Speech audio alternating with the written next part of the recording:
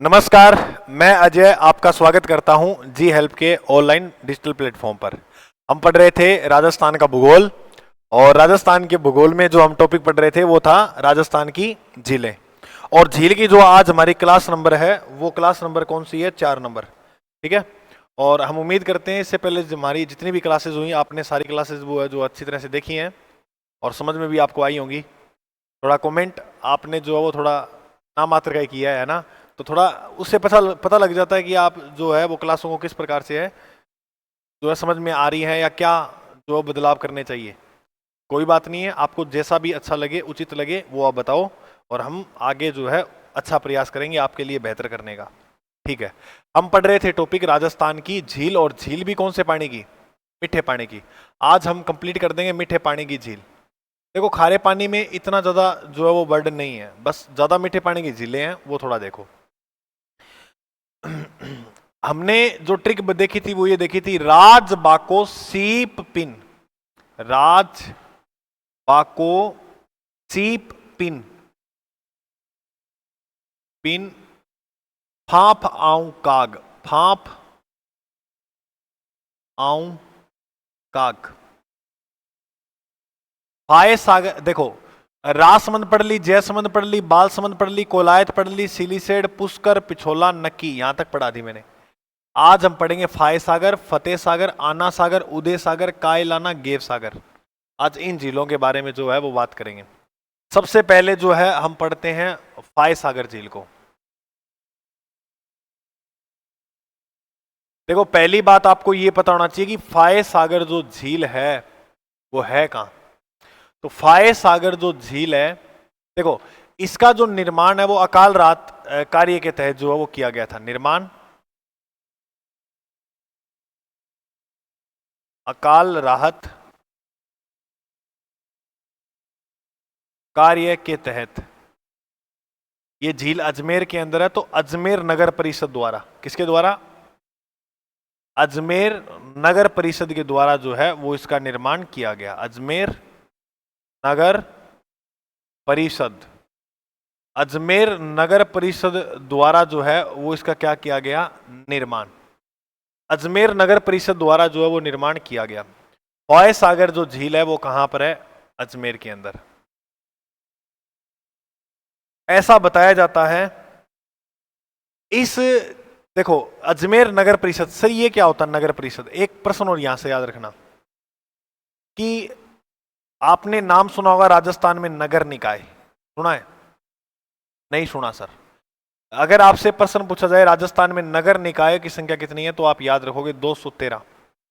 राजस्थान में नगर निकाय कितने हैं? 213। अब इसमें कैसे होता है? देखो, इसमें इस प्रकार से जो है वो मैनेजमेंट चलता है इनका। 3 स्तर होते हैं इसके। सबसे बड़ा है नगर निगम। नगर निगम। उसके बाद जो है वो है नगर परिषद। नगर परिषद। और फिर नगर पालिका बोर्ड आ जाएगा।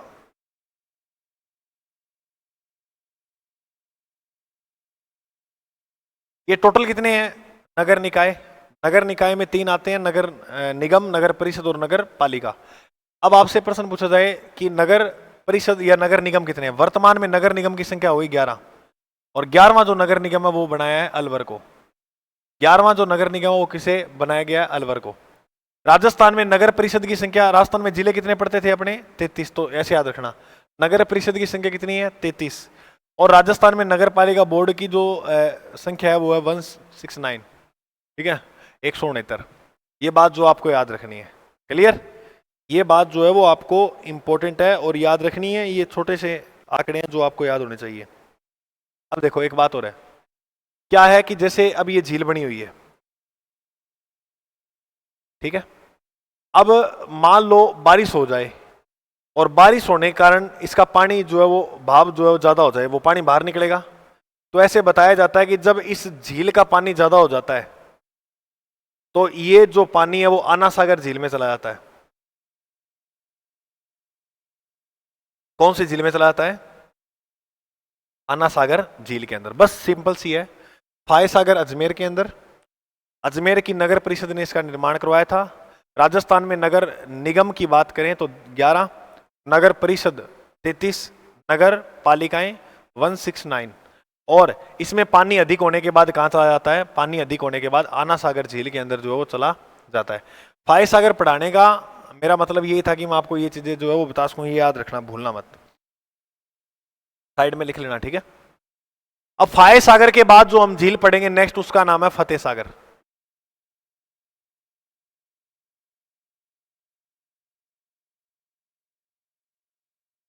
फतेह सागर झील जो है वो राजस्थान के उदयपुर जिले में है। बताइए अब फतेह सागर झील कहां है?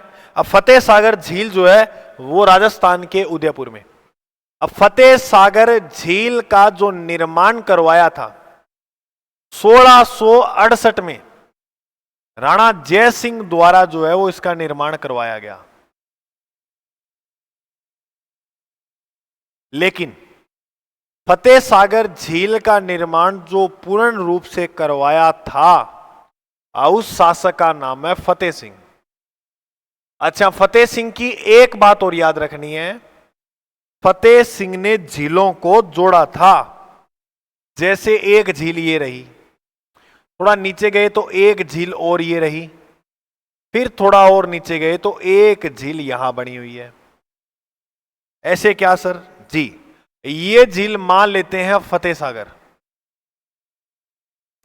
और उदयपुर में अगर हम नीचे की ओर जाएंगे तो ये हमें झील मिलेगी कौन सी? पिछोला।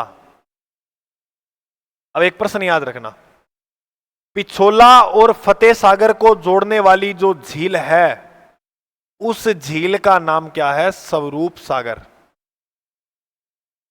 पिछोला और फतेह सागर को जोड़ने वाली झील कौन सी है? स्वरूप सागर। और ये तीनों जो झील है वो एक ही जिले में है और उस जिले का नाम क्या है? उदयपुर। उस जिले का नाम क्या है? उदयपुर। तो फतेह सागर, स्वरूप सागर, पिछोला, तीनों झील कहां हैं? तीनों झील है उदयपुर के अंदर। फतेह सागर झील का निर्माण जय सिंह ने शुरू किया था, लेकिन पूर्ण जो है वो फतेह सिंह ने किया। फतेह सिंह ने झीलों को जोड़ा था, इसीलिए झीलों को जोड़ने का जनक जो माना जाता है वो फतेह सिंह को।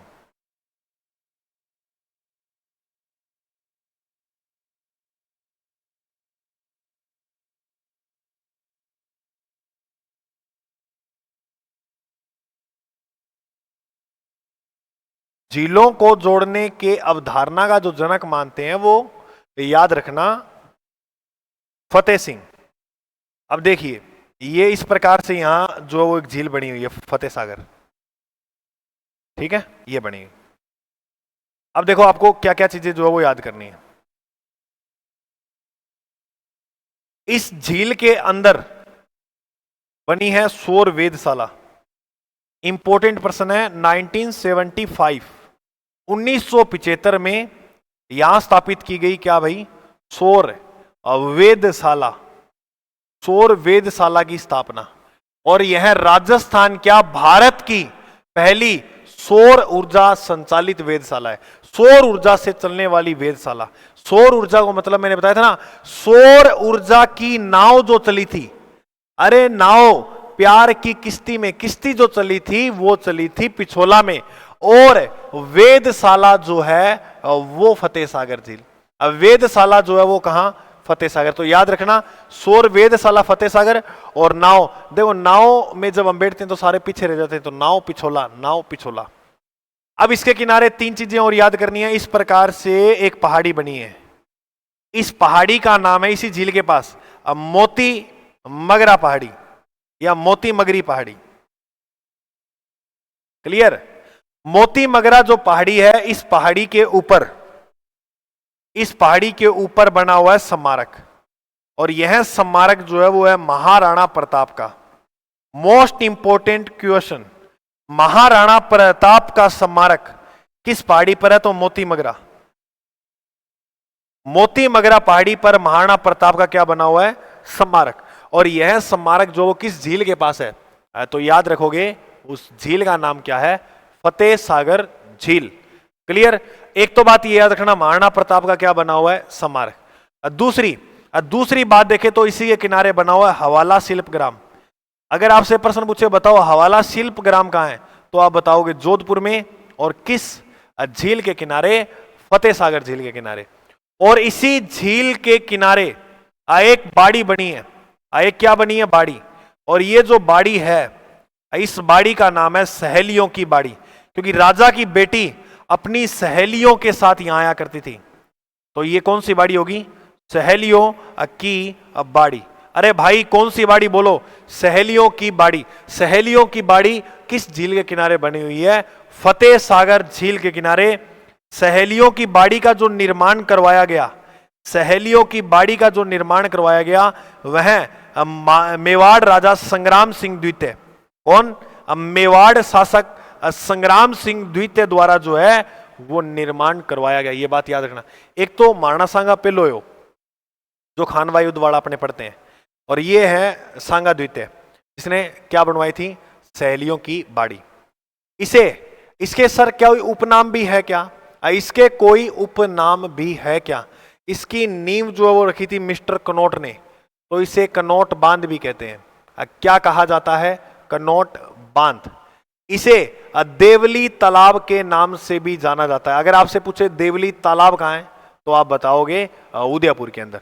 कनौट बांध और देवली तालाब के नाम से जो है वो किसे जाना जाता है? फतेह सागर। सिंपल है। निर्माण शुरू में जय सिंह, फतेह सिंह ने पूरा करवाया। फतेह सिंह को झील को जोड़ने में का जो है वो जनक माना जाता है। इसने फतेह सागर और पिछोला को जोड़ा था स्वरूप सागर से। 1975 में सौर वेधशाला की जो है वो स्थापना हुई। यहां पर ये भारत की पहली सौर वेधशाला थी। मोती मगरी पहाड़ी पर महाराणा प्रताप का स्मारक बना हुआ है, हवाला शिल्पग्राम है और सहेलियों की बाड़ी है। 3 चीजें याद रखनी है, हवाला शिल्पग्राम, सहेलियों की बाड़ी और महाराणा प्रताप का स्मारक, वो इस झील के पास जो है वो बना हुआ है। इतनी बात तुम्हें जो है वो समझ में आ गई अच्छी तरह से? तो बिल्कुल, हाँ जी।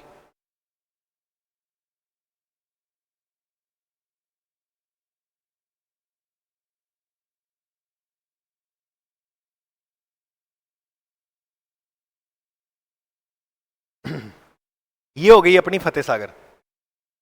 अब फतेह सागर झील के बाद जो है ये फाय सागर फतेह सागर होगी। अब पढ़ेंगे आ से आना सागर।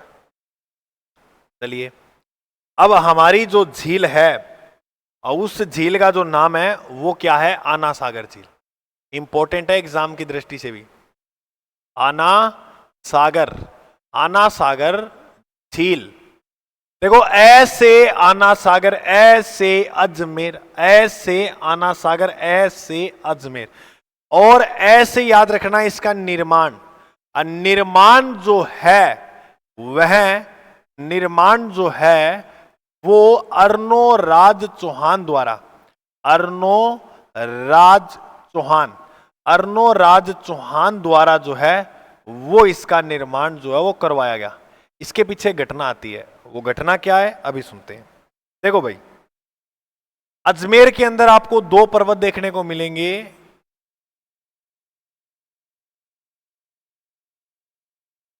एक पर्वत का नाम है तारागढ़,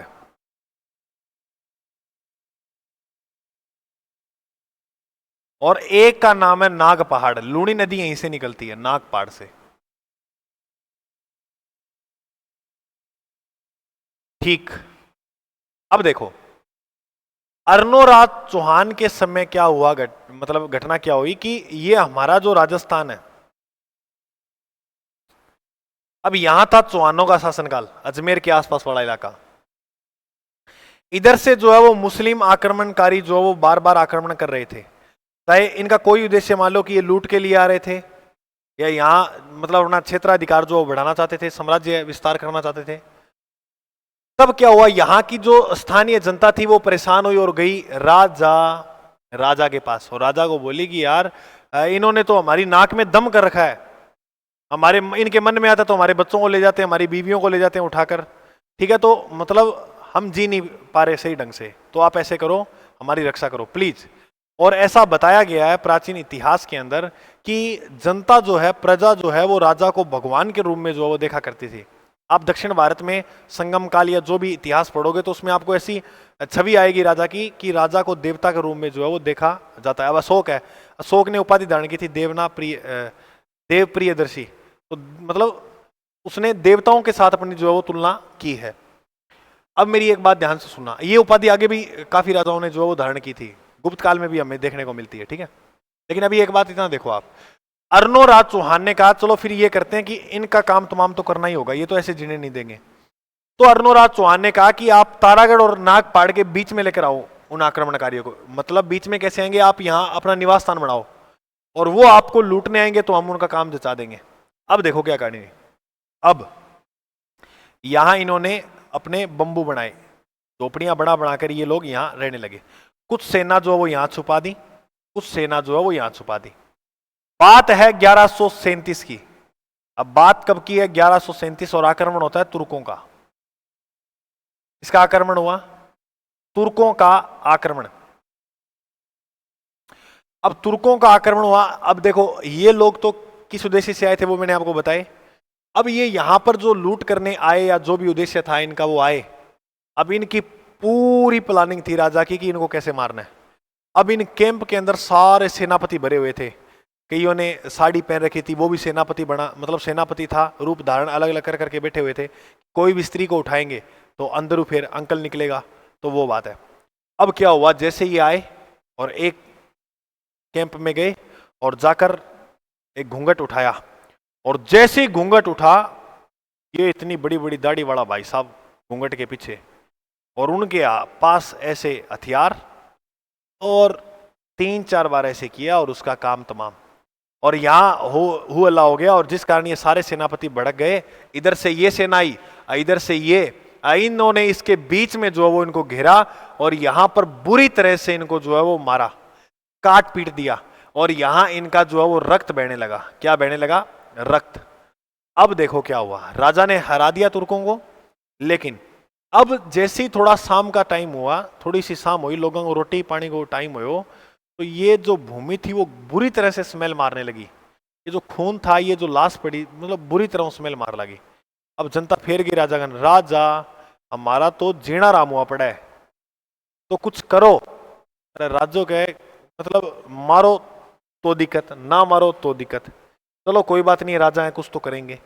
तब यहां से एक नदी का पानी मोड़कर इधर लाया गया। इस नदी का नाम है चंद्राया बांडी, और यहां पर रक्त रंजीय भूमि जो है वो साफ करवाकर एक झील बनाई गई, और इस झील का नाम क्या है? आना सागर झील।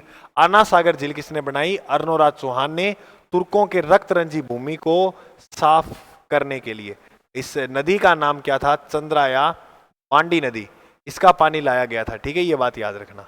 अब मैं आपको बता देता हूं बात। आना सागर झील की अगर हम बात करें तो इसका निर्माण अर्नोराज चौहान द्वारा तुर्कों की रक्त रंजी भूमि को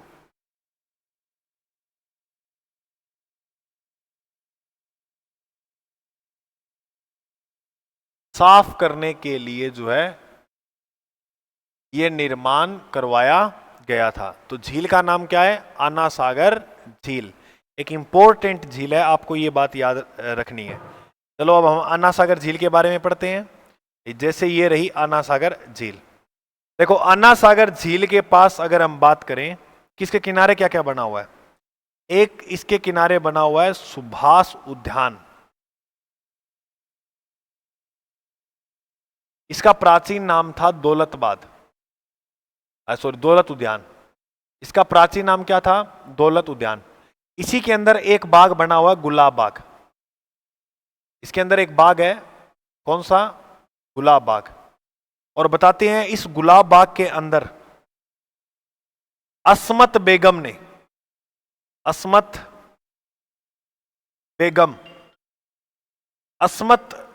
जो है, अस्मत बेगम ने इत्र का आविष्कार किया। किसका आविष्कार किया?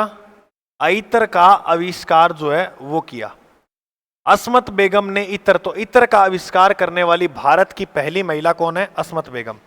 ये बात याद करना। अच्छा, इसके पीछे क्या कहानी रही? ये जाती थी जहांगीर से मिलने, मतलब मिलने का सेंस, जहांगीर कौन था? इसका दामाद था। नूरजहां की शादी होती है जहांगीर से, निकाह होता है जहांगीर से, तो इसका दामाद हुआ। अब ये सासू के रूम में जाती थी जहांगीर, और जहांगीर की सूगलो 12-13 दिन नातों को नहीं, तो ये कहती यार ऐसे तो पार नहीं पड़ेगी, तो इसने मैं ही करूंगी कुछ।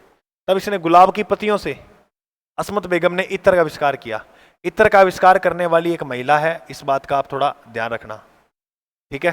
तो इसके बाद एक तो सुभाष उद्यान याद रखना है, दूसरी यहां पर शाहजहां ने ऐसे 12 खंभों का बैठने का स्थान बनाया था और ये 5 स्थान बने हुए हैं, ठीक है। 12 खंभे हैं, खंभे का मतलब जैसे पिल्लर मान लो, ठीक है। तो लिखो शाहजहां द्वारा या शाहजहां ने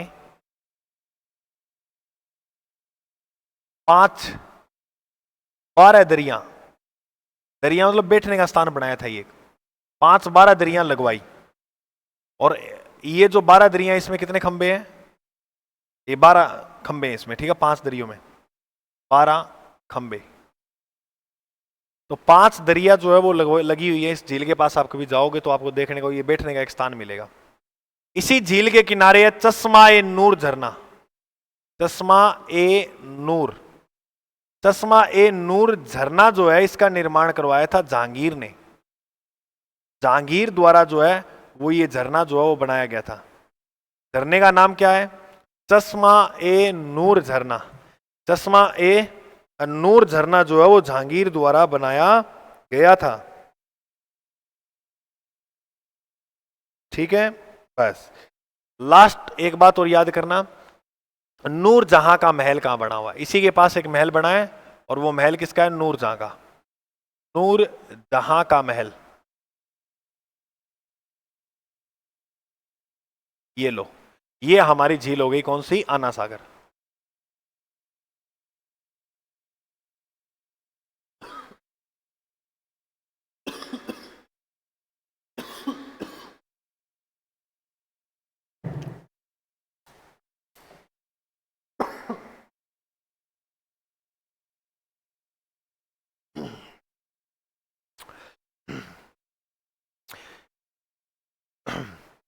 एक बात और याद रखना, ये तारागढ़ जो है ना, इसी झील के पास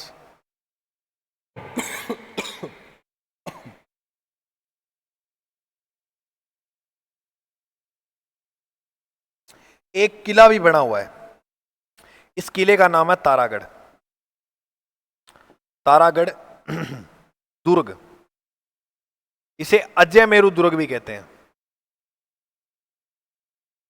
अजमेर के अंदर है ये, याद रखना। वो इसी के किनारे जो है अजय राज चौहान ने बनाया था 1113 के अंदर, ठीक है। तो तारागढ़ भी इसी के किनारे जो है वो बना हुआ है, ये बात याद रख लेना। बोलो आपको इतनी बात समझ में आई आना सागर झील को लेकर? पक्का? ठीक है। एक आना सागर झील में देखो एक बात और याद रखना, मैं आपको वो बताया था ना मैंने फाय सागर में,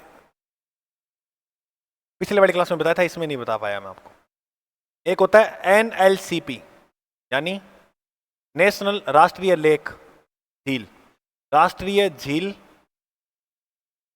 संरक्षण कार्यक्रम। एक तो ये याद रखना है।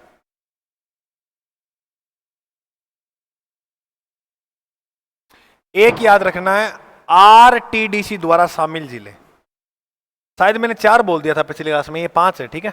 RTDC द्वारा जो शामिल झील है वो कौन कौन सी है? इनकी संख्या है 5 और इस कार्यक्रम के अंदर जो झीलें रखी गई हैं वो 6। सर पहले बताओ ये कार्यक्रम क्या है? ये जो कार्यक्रम है इसके तहत जो राजस्थान की झील है उसको केंद्र सरकार जो है वो संभालेगी। कितना %? यानी केंद्र का जो हिस्सा है, जैसे साफ करवाना है 100 रुपए लगे, 60 रुपए देगी केंद्र सरकार, 40 रुपए देगी राज्य सरकार। तो वो कौन कौन सी झीलें हैं जो NLCP कार्यक्रम के अंतर्गत आती है? तो उन झीलों की संख्या 6। इसमें झील का नाम आता है मानसागर। बोलो मानसागर। मानसागर के बाद आना सागर, मानसागर, आना सागर, फतेह सागर। 3 तो ये याद करो, मानसागर, आना सागर, फतेह सागर। मानसागर, आना सागर, फतेह सागर। फिर उसके बाद याद करोगे आप पिछोला, नक्की, पिछोला, नक्की। मानसागर, आना सागर, फतेह सागर, पिछोला, नक्की।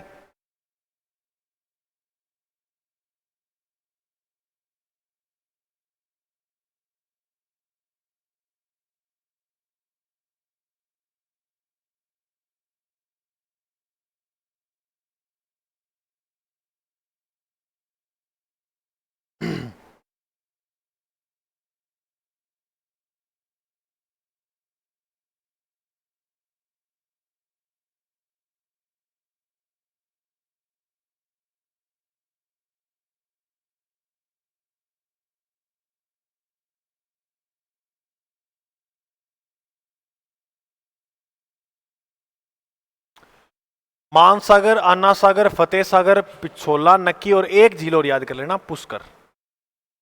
ये तो आती है किसमें, एनएलसीपी में, ठीक है। और बात करें आरटीडीसी द्वारा शामिल झीलों की संख्या कितनी है, 5।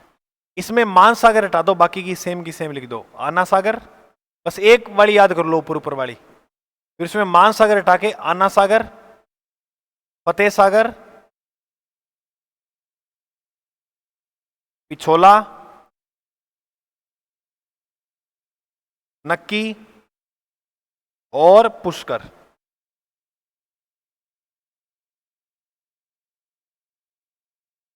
ये 5 जो झील है वो आती है आरटीडीसी। अच्छा, RTDC Rajasthan tourism development corporation, पर्यटन विकास के लिए संस्था स्थापित की गई है। तो ये जो 5 जिले हैं, इनको इस संस्था से जो है वो फंड मिलता है, वित्त मिलता है, ठीक है, इनकी साफ सफाई जो भी देख रेख है उसके लिए। तो एनएलसीपी के तहत 6 जिले हैं, ये 6 याद करना आप। आरटीडीसी के द्वारा ये 5 जिले हैं, इसमें मानसागर हटा देना, बाकी सेम की सेम है सारी। ओके, अब हमने कौन सी पढ़ी थी इससे पहले, हमने पढ़ी थी आना सागर। आना सागर के बाद जो झील पढ़ेंगे वो पढ़ेंगे उदय सागर झील। कौन सी झील पढ़ेंगे अब हम, उदय सागर।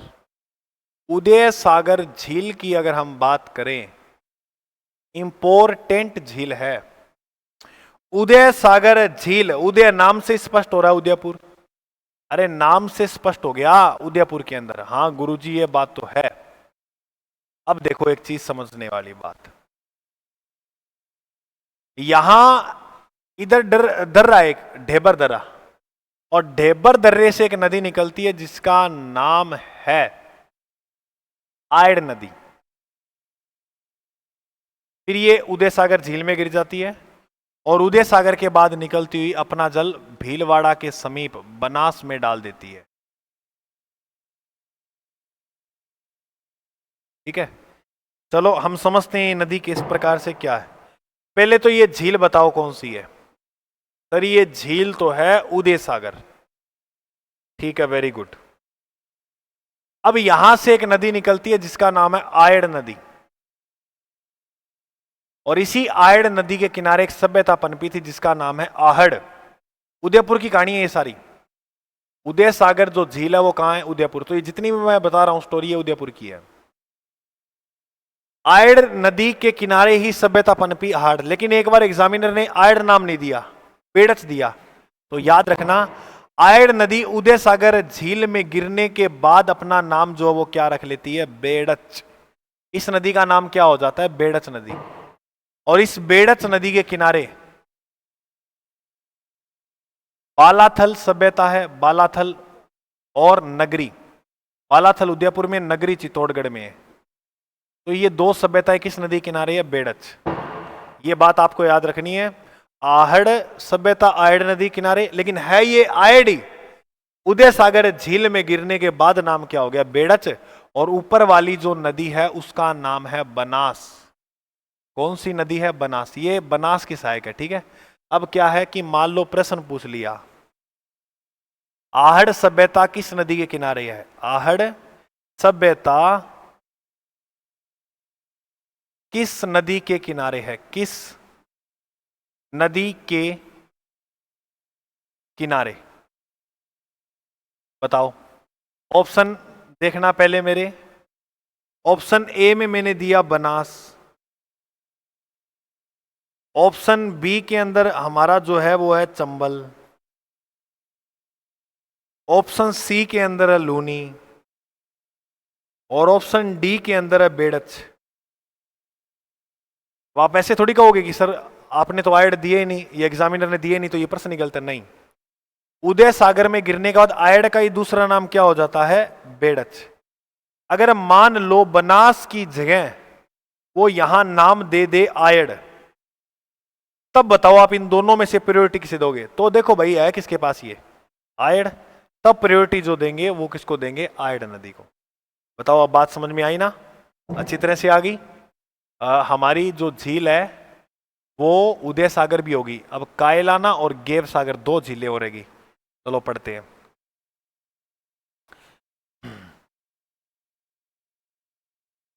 झील का नाम लिखो कायलाना।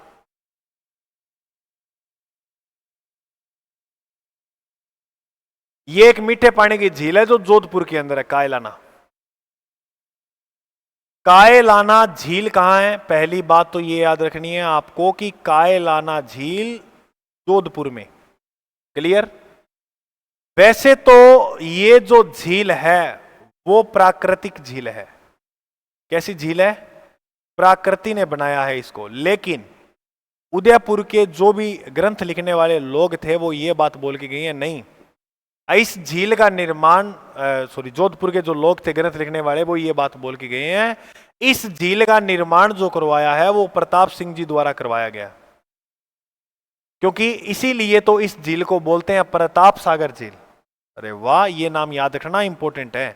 प्रताप सागर झील कहां है, जोधपुर में, याद रखना ठीक है। इसे क्या कहा जाता है, प्रताप सागर झील। भूलना मत भाई, याद रखना प्रताप सागर झील। अब ये बनी हुई झील, इसको जलापूर्ति कहां से होती है, इसको जलापूर्ति जो होती है वो होती है राजीव गांधी लिफ्ट नहर से। राजीव गांधी लिफ्ट नहर जो परियोजना है इंदिरा गांधी की, इंदिरा गांधी जो परियोजना उसकी लिफ्ट नहर है राजीव गांधी, उससे जो है वो इसको क्या होती है, जलापूर्ति। हाँ भाई, क्या होती है, जलापूर्ति। राजीव गांधी को कहते हैं जोधपुर की लाइफलाइन, जोधपुर की जीवन रेखा, जोधपुर की जीवन रेखा। जीवन रेखा किसे कहा जाता है, राजीव गांधी लिफ्ट नहर को। यहां पर एक उद्यान बना है जिसका नाम है माचिया सफारी। माचिया सफारी जो उद्यान बना है, पार्क जो बना है, वो किस झील के पास, कायलाना। याद रखना यह प्रथम, राजस्थान का प्रथम मरु वनस्पति उद्यान है जहां पर मरु वनस्पति यानी मरुस्थलवानी कटीली वनस्पति पाई जाती है। तो वो कौन सा है, माचिया सफारी, जोधपुर के अंदर है माचिया सफारी। तो बोलो कायलाना झील समझ में आई, बिल्कुल सिंपल है ना। जोधपुर में है, निर्माण प्रताप सिंह ने, उपनाम प्रताप सागर झील। राजीव गांधी लिफ्ट नहर से इसको जलापूर्ति होती है और माचिया सफारी उद्यान है इसके किनारे। जोधपुर की जीवन रेखा राजीव गांधी लिफ्ट नहर को कहा जाता है। कायलाना के बाद, कायलाना के बाद आप याद करोगे गेव सागर झील।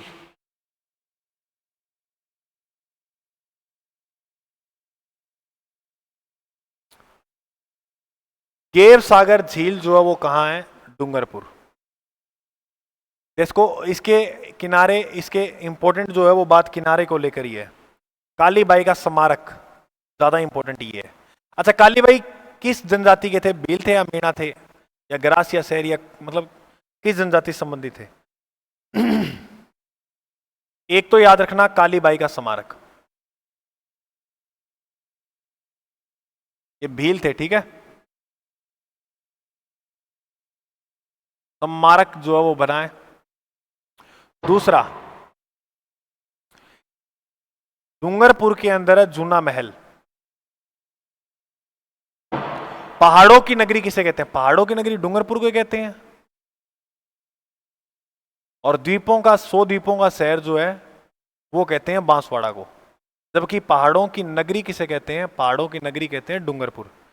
कालीबाई भील का स्मारक बना हुआ है, जूना महल जो है वो बना हुआ है इसके किनारे, ठीक है। जूना, जूना नाम से काफी चीजें राजस्थान में, जैसे जूनागढ़ का किला हो गया, जूना का किला हो गया। जूनागढ़ किला बीकानेर में, जूना का किला बाड़मेर में, और जूना महल कहाँ है, डूंगरपुर में। डूंगरपुर में एक महल भी है, एक थंबा, एक थंबिया। अगर आपसे प्रश्न पूछे ना, एक तो एक थंबिया महल और एक है एक थंबा, इसमें कभी पजल मत होना। देखो, एक थंबिया, थंबिया जो महल है वो तो है डूंगरपुर। थम्बिया तो है डूंगरपुर में, और थंबा कहाँ है? थंबा है जोधपुर। जुन्ना का महल कहाँ है? डूंगरपुर। अब और अन्य कौन कौन सी है जो मीठे पानी की झीलें रह गई? ये तो हमने पढ़ ली।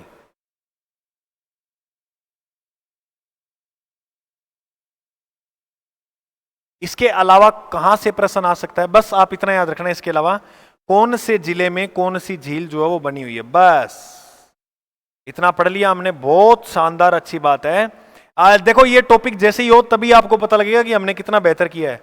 आप प्रीवियस ईयर के क्वेश्चन पेपर हल करना जो भी एग्जाम में आए हुए हैं, आपको आइडिया हो जाएगा हमने झील टॉपिक जो वो कितने शानदार तरीके से पढ़ा है। सबसे पहले हम बात करेंगे जयपुर। जयपुर में दो झील याद करनी है, एक तो मावठा, मावठ वर्षा भी होती है ना, और एक झील है मानसागर। मैं वाली झीलें जो है वो जयपुर में, मावठा और मानसागर, मावठा और मानसागर। ये रहा बीकानेर। अब बीकानेर में जो झील है उसका नाम है गजनेर। जल्दी जल्दी याद करो, गजनेर झील कहां? बीकानेर। और मावठा और मानसागर कहां है? मावठा मानसागर है जयपुर। ये बात करें जैसलमेर की, जैसलमेर में आपको झीलें याद रखनी है। गढ़सीसर, देखो तालाब भी झील का ही रूप है, मैं करवा देता हूं आपको। गढ़सीसर, ठीक है। रामदेव झील, अमर सागर, ये प्रश्न इंपॉर्टेंट है, याद रखना। और बुझ झील, ये सारी की सारी जो झीलें हैं वो कहां है? जैसलमेर। गढ़सीसर, रामदेव, अमर सागर, बुझ। बोलो, गढ़सीसर, रामदेव, अमर सागर, बुझ। गढ़सीसर, रामदेव, अमर सागर, बुझ। ये रहा पाली। पाली के अंदर जो झील है उसका नाम है चोपड़ा। चोपड़ा झील कहां है? पाली के अंदर। इधर है चित्तौड़गढ़। चित्तौड़गढ़ में जो झील है उस झील का नाम है भोपाल सागर। भोपाल सागर। अरे भोपाल सागर झील कहां है? चित्तौड़गढ़ के अंदर। और धौलपुर के अंदर अगर हम बात करें तो है सूरज कुंड।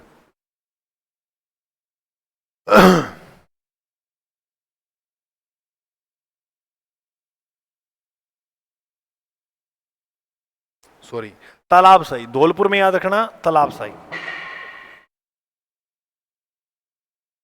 तालाब साई कहां है? धौलपुर। बात की जाए बूंदी, बूंदी की अगर हम बात करें तो दुगारी। दुगारी जो झील है, दुगारी जो झील है वो कहां है? बूंदी में। ये बात आपको याद रखनी है। देखो बिल्कुल सिंपल है। बीकानेर में गजनेर, जैसलमेर में गढ़सीसर, रामदेव, अमर सागर, बुझ। और जयपुर में मावठा और मानसागर। धौलपुर में तालाब साई, तालाब साई इंपॉर्टेंट है। पाली के अंदर चोपड़ा, पाली के अंदर जो चोपड़ा झील है।